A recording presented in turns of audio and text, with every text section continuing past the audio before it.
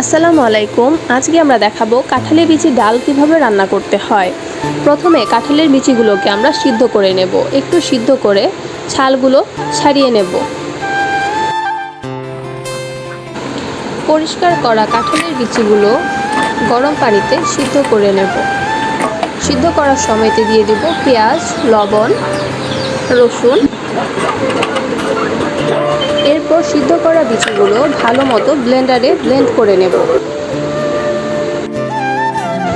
তারপর এটিকে পরিমাণ মতো পানি দিয়ে গুলিয়ে নেব এবং এতে দিয়ে দেব পরিমাণ মতো হলুদের গুঁড়া। এর মধ্যে কিছু কাঁচামরিচ দিয়ে নেড়ে চেড়ে এটিকে ঢেকে দেব।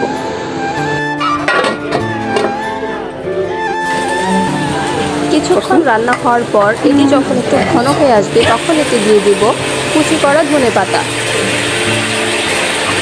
এরপর এটি নামিয়ে রাখবো।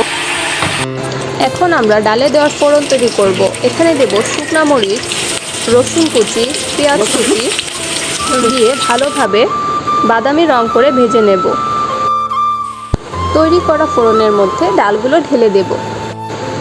এরপর নেড়ে চেড়ে ভালোভাবে মিশিয়ে আর কিছুক্ষণ চুলায় রেখে একটু ঘন হয়ে আসলে নামিয়ে নেব। সবশেষে পরিবেশন করব মজাদার কাঁঠালের বিচির ডাল। ধন্যবাদ সবাইকে আমাদের ভিডিওটি দেখার জন্য। লাইক এবং কমেন্ট করে আমাদের সাথে থাকবেন।